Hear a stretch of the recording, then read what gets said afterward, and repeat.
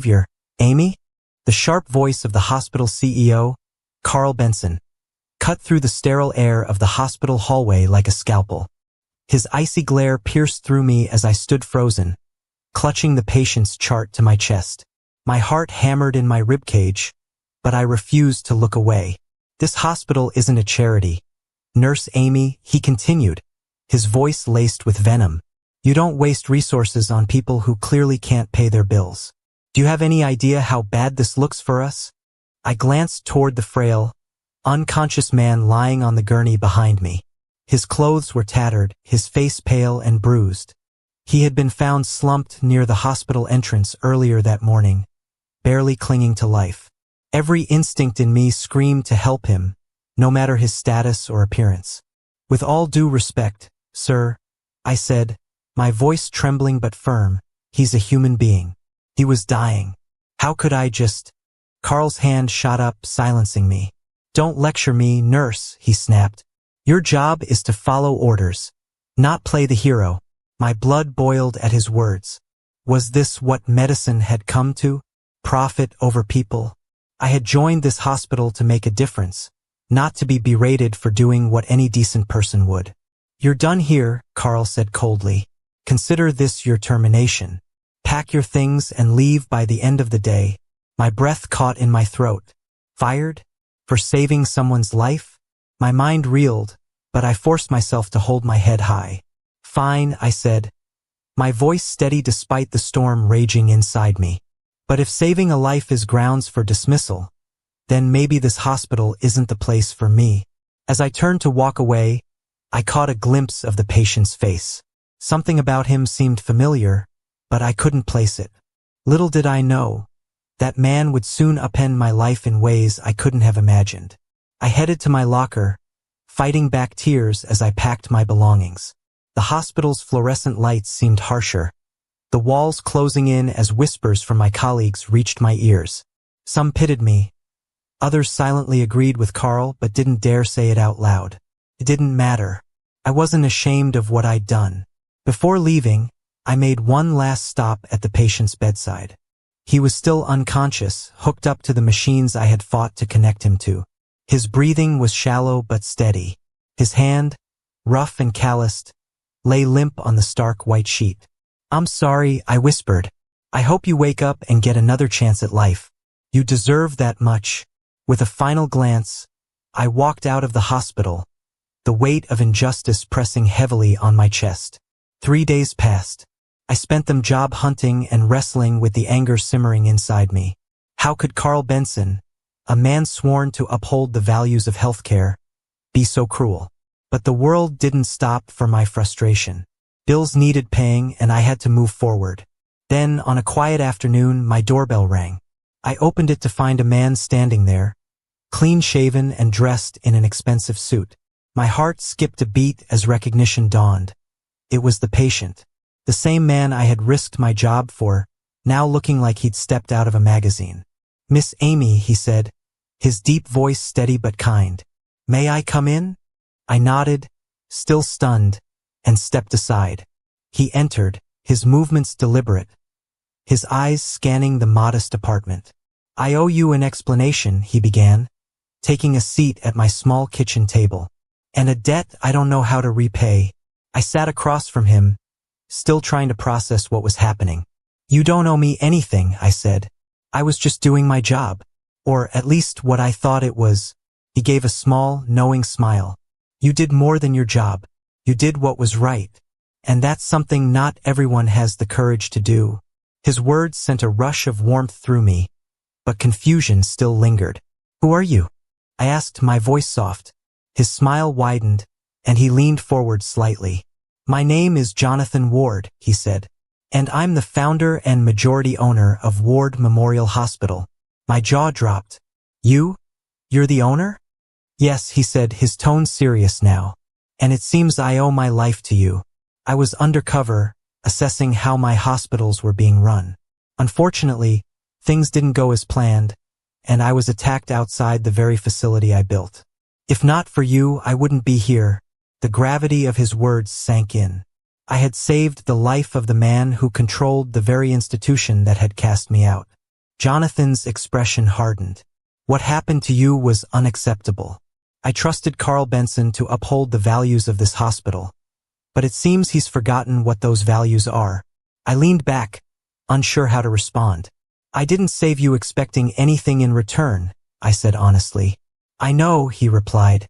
That's exactly why you deserve so much more. Over the next few hours, Jonathan shared his plan to return to the hospital and take charge once again. He was furious about the corruption and greed that had taken root in his absence. And you, he said, his gaze locking onto mine, are coming back with me. Not as a nurse under Carl's thumb, but as someone I trust to help me rebuild this hospital the right way. My eyes widened. What? You want me to come back? But I'm just a nurse. You're more than that, Amy, he said firmly. You're proof that compassion and integrity still exist in this field. That's exactly what we need. 2 days later, Jonathan and I walked into the hospital together. The staff froze, their eyes widening as they recognized him. Carl Benson's smug expression faltered when he saw us approach. Jonathan, Carl exclaimed, forcing a wide smile. What a surprise. We weren't expecting you. Jonathan didn't return the smile. Clearly, he said, his voice cold. Let's talk in your office. Now. The tension in the room was palpable as we followed Carl. Once inside, Jonathan wasted no time. Explain yourself, he demanded, his tone sharp. Carl's fake smile disappeared. I don't know what you mean. Firing a nurse for saving my life? Jonathan's voice rose, his anger barely contained. Running this hospital like a business rather than a place of healing? You've betrayed everything this institution stands for. Carl stammered, but Jonathan cut him off. Pack your things, Carl. You're done here. As Carl Benson stormed out of the hospital, his face a mask of humiliation, a ripple of whispers spread through the staff. Some looked relieved, others confused, but all eyes eventually turned to Jonathan Ward. He addressed them with authority. Let me make one thing clear, he began, his voice carrying through the room. This hospital was built to serve people, not profit from their pain. Today marks the beginning of a new chapter. For those willing to uphold the values of compassion, integrity, and excellence, you have nothing to fear. But for anyone who has exploited this system, your time here is over. The staff exchanged uneasy glances. Jonathan wasn't finished. And this, he added, gesturing to me, is Amy. Without her courage, I wouldn't be here today. She's not just a nurse. She's a leader, and I expect you to treat her as such. My cheeks flushed as murmurs rippled through the crowd. The weight of his words hit me, but I couldn't let them distract me from what mattered. Jonathan wasted no time. We dove headfirst into uncovering the depth of corruption that had seeped into the hospital. Together, we reviewed financial records, interviewed staff, and listened to the grievances of patients. One revelation after another came to light. Overpriced treatments, unnecessary procedures pushed on vulnerable patients, and funds siphoned off to line the pockets of certain executives. It was worse than we'd imagined. You were right to fight for that man, Jonathan said one evening as we pored over documents in his office. This hospital lost its way long before Carl took over. It's time we bring it back. Winning the staff's trust wasn't easy. Many were skeptical of Jonathan's intentions, and some resented my sudden rise to a leadership position. But I refused to let their doubts deter me. I walked the halls, listening to nurses and doctors, learning their struggles. I advocated for fair schedules, better equipment, and transparency in decision-making. Slowly, the walls of distrust began to crumble. One day, a senior nurse named Linda approached me. I didn't think you'd last, she admitted, her voice tinged with respect. But you've proven me wrong. This place might just have a fighting chance with you and Jonathan leading the charge. The hospital's transformation wasn't just about policies and procedures, it was about people. Patients who had once been treated as numbers now felt seen and cared for. One particularly moving moment came when a single mother, whose child had been denied treatment under Carl's regime, returned to the hospital. With tears streaming down her face, she hugged me tightly. Thank you, she whispered, for giving us hope again. That moment reaffirmed everything I'd been fighting for. Just as things seemed to be improving, whispers of sabotage emerged. Former allies of Carl Benson, bitter about their loss of power, began spreading rumors and trying to undermine Jonathan's leadership. One night, as I was leaving the hospital, I noticed a suspicious figure lurking near the administrative offices. My pulse quickened, but I didn't let fear stop me. I followed them, staying in the shadows. What I discovered chilled me to the bone. The figure was a trusted department head, colluding with an external party to siphon funds and destabilize the hospital. Armed with evidence, I rushed to Jonathan's office, my heart pounding. "This can't be true," Jonathan said, staring at the photos and recordings I'd gathered. His face darkened with resolve. "They won't get away with this." The next day, Jonathan called a meeting. The traitors were exposed in front of the staff, their schemes laid bare. "You've betrayed the very people you swore to serve," Jonathan said, his voice heavy with disappointment. "You're finished here." As security escorted them out, the staff erupted in applause. It was a turning point, a moment that solidified Jonathan's leadership and renewed everyone's faith in the hospital's future. With the saboteurs gone, the hospital flourished. New programs were introduced to support underprivileged patients, and staff morale soared. Jonathan and I worked tirelessly, often late into the night, driven by a shared vision. One evening, as we stood on the rooftop overlooking the city, Jonathan turned to me. "You've been incredible through all this," he said, his voice sincere. "So have you," I replied. "This hospital wouldn't be here without you." He smiled, and for the first time I saw not just a leader, but a man who had faced his own struggles and emerged stronger. Months later, the hospital was unrecognizable from the place I had been fired from. It wasn't just a building. It was a beacon of hope for the community. Jonathan announced plans to expand the hospital's reach, building clinics in underserved areas. "This is just the beginning," he said during a celebratory event. As I stood beside him, watching the staff and patients celebrate, I realized how far we'd come. It wasn't just about redemption. It was about creating something lasting and meaningful. As the hospital flourished, so did the challenges. The influx of patients who had been previously turned away strained resources. The staff worked tirelessly, but cracks began to show. Late one night, I found Jonathan poring over financial reports in his office, his usual confidence replaced by worry. "We're growing too fast," he admitted, rubbing his temples. "If we don't find a way to balance this, we could jeopardize everything we've built." "We'll figure it out," I said, placing a reassuring hand on his shoulder. "We've come too far to let it fall apart now." Jonathan nodded, but the weight of his responsibility was evident. His determination inspired me to step up even more. We turned to the community for help, organizing a fundraising gala to generate the funds needed to support the hospital's expansion. The event was grand, with patients, staff, and local leaders in attendance. As I stood at the podium to share our story, I felt a wave of emotion. "This isn't just a hospital," I said, my voice steady. "It's a symbol of what we can achieve when we put people first.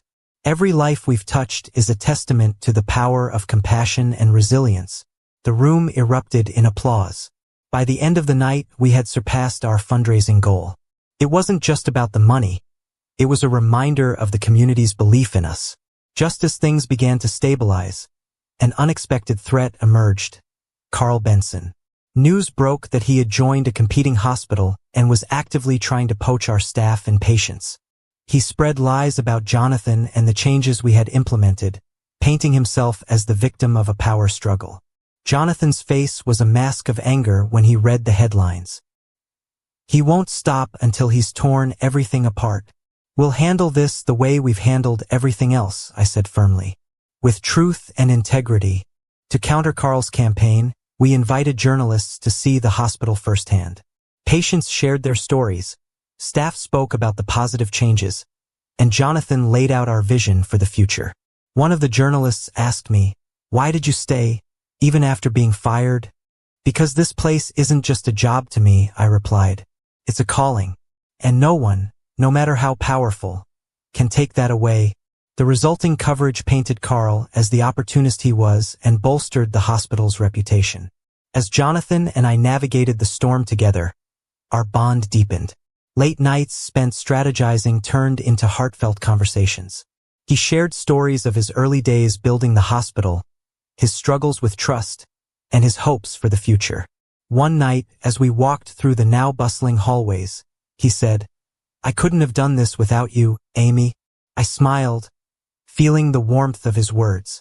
"We're a team, and we'll face whatever comes next together." Just when we thought the worst was behind us, disaster struck. A fire broke out in one of the hospital wings, forcing an emergency evacuation. The investigation revealed it wasn't an accident. It was arson. Jonathan's jaw clenched as the fire chief delivered the news. "Carl," he said, his voice low, "this has his fingerprints all over it." Determined to protect the hospital, we doubled down on security and launched an independent investigation. The evidence we uncovered was damning. Carl had not only orchestrated the fire but had also bribed officials to cover his tracks. Jonathan held a press conference to expose Carl's actions. "This isn't just an attack on our hospital," he said. "It's an attack on the values we stand for. We won't be intimidated." The public backlash against Carl was swift and unforgiving. The fire damage was extensive, but it didn't break us. Donations poured in and volunteers from the community helped rebuild. The experience brought everyone closer, uniting us in a shared purpose. "It's ironic," I said to Jonathan one evening. "Carl tried to destroy us, but all he did was make us stronger." Jonathan smiled. "Because people like you refused to give up." As the hospital reopened its damaged wing, Jonathan and I reflected on how far we'd come. "This isn't just a victory for us," he said. "It's a victory for everyone who believes in doing what's right." I nodded, my heart swelling with pride. "And it's just the beginning." With the hospital fully restored, Jonathan unveiled a bold plan to expand its impact.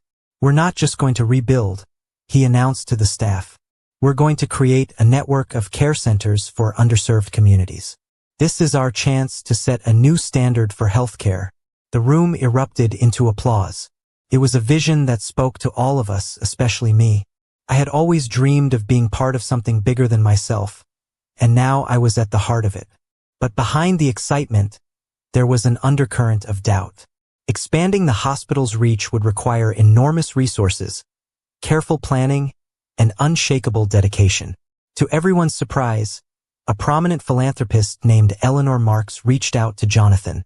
Known for her dedication to social causes, Eleanor had read about our struggles and successes. She offered not only a significant donation but also her connections to other influential figures. Jonathan and I met with her in a quiet cafe, her sharp eyes scanning us as we discussed our vision. "I admire what you've done," Eleanor said. "But to make this work, you'll need more than passion. You'll need strategy." Her words were both a challenge and a lifeline. With her support, we gained access to resources that turned our dream into a reality. As the expansion plans unfolded, the strain began to show.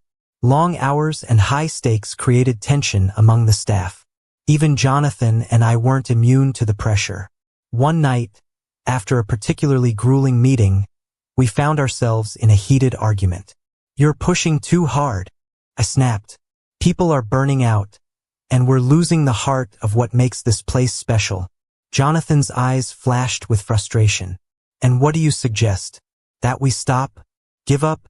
"No," I said, my voice softening. "I'm saying we need to remember why we started this in the first place." The room fell silent, the weight of my words sinking in. Jonathan exhaled deeply, his shoulders relaxing. "You're right," he admitted. "We can't lose sight of the bigger picture." The first of the new care centers opened 6 months later, a modest building in a struggling neighborhood. On the opening day, patients flooded in, their faces reflecting hope and gratitude. As I watched a young boy receive treatment he'd been denied for years, tears welled up in my eyes. This was why we had fought so hard. Jonathan stood beside me, his expression one of quiet pride. "This is just the beginning," he said, echoing the words we'd spoken months ago. Late one night, after a particularly long shift, Jonathan and I found ourselves alone in his office. The city lights twinkled outside the window, casting a soft glow over the room. "You know," he said, breaking the comfortable silence, "I never expected to find someone like you in all of this." I turned to him, surprised. "What do you mean?" "You remind me of what I used to believe in," he said, his voice earnest.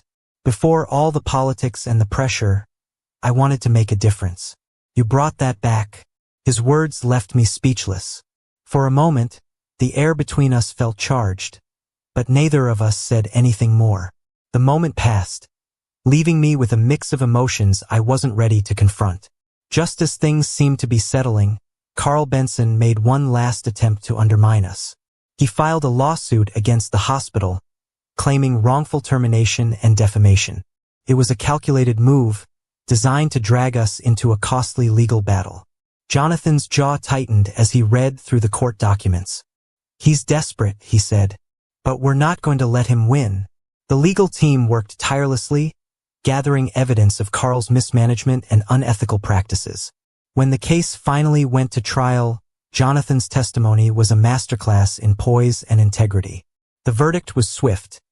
The court ruled in our favor, and Carl's claims were dismissed. It was a victory, but more importantly, it was a statement that we wouldn't be intimidated. With Carl finally out of the picture, the hospital entered a new era. The expansion continued, reaching more people than we ever thought possible. The staff, once fractured, now worked as a cohesive team, united by a shared purpose. Jonathan and I grew closer, our partnership evolving into something deeper. One evening, as we walked through the hospital's bustling halls, he stopped and turned to me. "Amy," he said, his voice soft but steady, "none of this would have happened without you. You're not just part of this hospital, you're the heart of it." His words took my breath away. For the first time, I allowed myself to imagine a future not just as colleagues, but as something more. Years later, as I stood on the stage at a grand celebration marking the hospital's 10th anniversary under Jonathan's leadership, I reflected on the journey that had brought us here. "This isn't just a hospital," I said to the crowd. "It's a testament to what we can achieve when we choose compassion over profit, courage over fear, and people over power." The applause was deafening, but my eyes found Jonathan in the crowd. He smiled, a quiet acknowledgement of everything we'd been through together. As the evening unfolded, I realized that this was more than a story.